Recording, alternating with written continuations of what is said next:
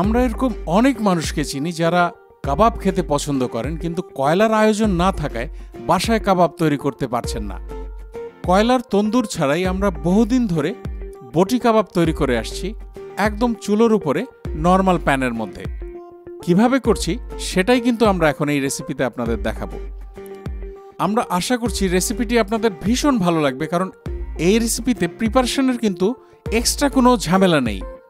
হাতের কাছে সবসময় পাওয়া যায় এরকম উপকরণ দিয়ে যতটুকু সহজভাবে এই কাবাবটা তৈরি করা যায়, আমরা তত সহজভাবেই জিনিসটা প্রেজেন্ট করেছি। তো চলুন শিখে ফেলি কিভাবে গরুর মাংস দিয়ে বটি কাবাব তৈরি করতে হবে। বটি কাবাব করার জন্য আমাদের প্রয়োজন হবে পেঁয়াজ বেরেস্তা। তাই আধা কাপ সরিষার তেল খুব ভালো করে গরম করে নিয়ে 1 কাপ পেঁয়াজ কুচি বেরেস্তা করে নিচ্ছি।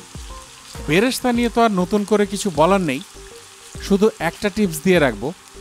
আমরা অনেক সময় পেঁয়াজ তাড়াতাড়ি সেদ্ধ হওয়ার জন্য একটু লবণ ছিটিয়ে দিই, এই কাজটা এই রেসিপিতে করা যাবে না। আর সরিষার তেল দিয়ে বেরেস্তাটা এই কারণে করছি, এই ভাজার সরিষার তেলটা কিন্তু আমার পরের স্টেপে কাজে লাগবে। বেরেস্তা আমার হয়ে গেছে, এখন একটা ছাঁকনিতে ঢেলে বেরেস্তা এবং তেলটাকে সেপারেট করে নিচ্ছি। একটু সাবধানে করতে হবে, তেলটা অনেক গরম আছে। তেলটা ঝরানোর জন্য কিছুক্ষণ অপেক্ষা করব, ততক্ষণে পেঁয়াজগুলো রুম টেম্পারেচারে চলে আসবে। চলে আসলাম বটি কাবাব ম্যারিনেট করার মিক্সিংটা তৈরি করতে। একটা মিক্সারের মধ্যে এখন বেরেস্তাগুলো নিয়ে নিচ্ছি। এগুলো কিন্তু এখন ঠান্ডা হয়ে গেছে, গরম অবস্থায় কিন্তু মিক্সারে দেবেন না। আনুমানিক 5 সেন্টিমিটারের মতো একটা আদার টুকরো একটু ছোট ছোট করে কেটে দিয়ে দিচ্ছি। ছোট ছোট করে কেটে দিলে মিক্সিংটা খুব ভালোভাবে হবে। আমি কাজটা মিক্সারে করছি, আপনারা চাইলে এই একই কাজ শিলপাটায় করতে পারেন।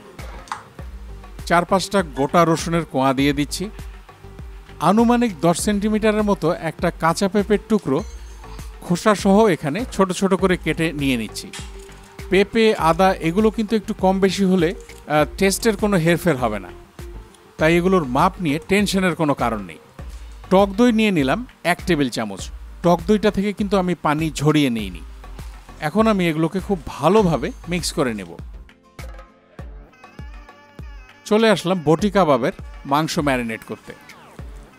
বটি কাবাবের জন্য মাংস হতে হবে কিন্তু হাড় চর্বি ছাড়া, এবং চেষ্টা করবেন প্রতিটি টুকরো যাতে মোটামুটি একই রকম হয়।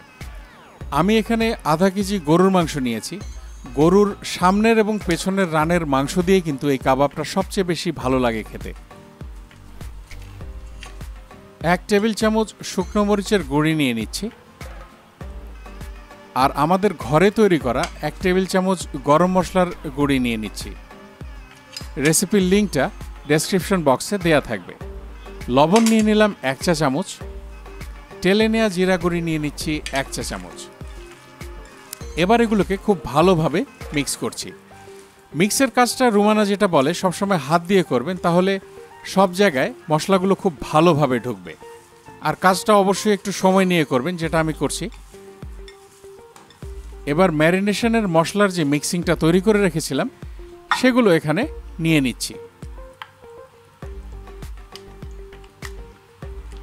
নিয়ে আবারও খুব ভালো করে মিক্স করে নিচ্ছি। অনেকে হয়তো প্রশ্ন করবেন যে আমি এখানে কোনো কাবাব মশলা দিলাম না, তন্দুরি মশলা দিলাম না। আসলে কাবাব মশলা, তন্দুরি মশলা বলে কিন্তু স্পেশাল কোনো মশলা থাকে না। যেগুলো থাকে সেগুলো আমাদেরই সাধারণ মশলার কম্বিনেশন। খুব ভালো করে মিক্স করে নিলাম। এবার এটাকে ঢাকা দিয়ে ফ্রিজের নর্মাল পোর্শনে রেখে দেব অন্তত 2 ঘন্টার জন্য। এই 2 ঘন্টার মধ্যে মশলার সব ফ্লেভারগুলো মাংসের মধ্যে ঢুকে যাবে। 2 ঘন্টা পর নিয়ে আসলাম। এখন এখানে ওই যে বেরেস্তা ভেজে তেলটা সেপারেট করে রেখেছিলাম সেখান থেকে 1 টেবিল চামচ দিলাম। এবার খুব ভালোভাবে মাখিয়ে নিয়ে আবারও ঢাকা দিয়ে ফ্রিজের নর্মাল পোর্শনে রেখে দেব অন্তত 2 ঘন্টার জন্য। এগুলো সারা রাত ম্যারিনেট করে রাখার কোনো প্রয়োজন নেই।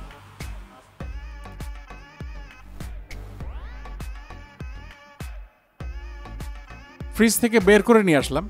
একটু পানি সেপারেট হয়েছে দেখেন। এখন আবার এগুলোকে মিক্স করে নেব।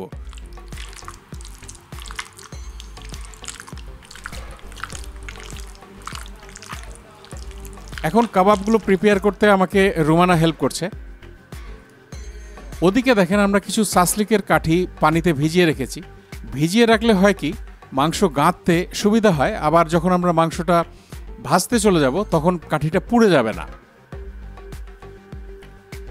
এখন একে একে কাঠির মধ্যে আমরা মাংসর টুকরোগুলো গেঁথে নিচ্ছি। একটা কাঠির মধ্যে কতগুলো টুকরো গাঁথবেন এটা আসলে একেবারেই আপনার নিজের অভিরুচি। আপনাদের যে কটা গাঁথতে ইচ্ছা করে সেভাবে গেঁথে নেবেন। একটা জিনিস বলেছিলাম যে মাংসগুলো চেষ্টা করবেন প্রায় একই রকম সাইজের নিতে।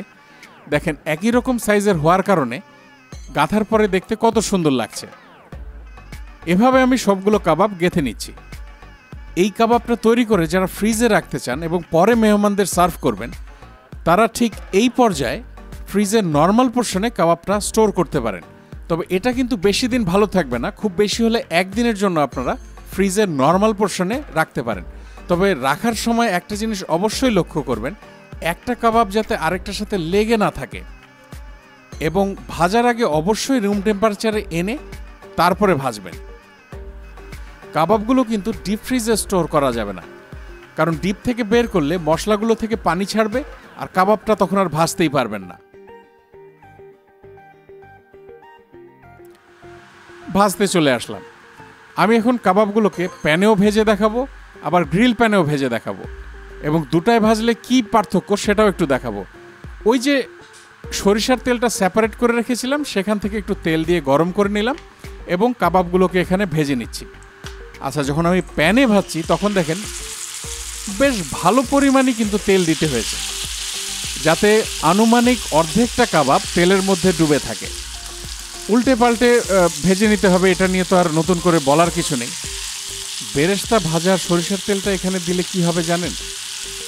তেলটা যেহেতু এক দফা ভাজা হয়ে গেছে, এখানে দিলে একটা স্মোকি ফ্লেভার আসবে। আমি বলছি না যে একেবারে কয়লার মতো স্মোকি ফ্লেভার আসবে, কিন্তু ফ্লেভারটা অনেক ভালো হবে। এটা আপনারা যখন তৈরি করবেন আপনারাই বুঝতে পারবেন। আবার এই কাবাবটাই যখন আমি গ্রিল প্যানে ভাজবো তখন অ্যাডভান্টেজটা হচ্ছে কি, অনেক কম তেলে কাবাবটা প্রিপেয়ার করা যাবে। জিনিসটা একটু আপনাদের দেখিয়ে দিই।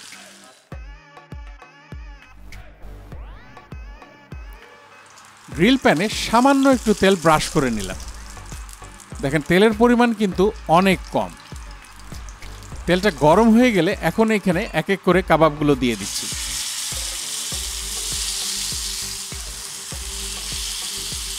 আর একটু তেল দিয়ে দিচ্ছি যাতে সব জায়গা ভালোভাবে তেলের মধ্যে ভিজে যায়, কিন্তু ওই যে প্যানে যতটুকু তেল দিলাম তত তেল কিন্তু এখানে লাগছে না। আর গ্রিল প্যানে ভাজলে হয় কি, দেখতে একটু সুন্দর লাগে।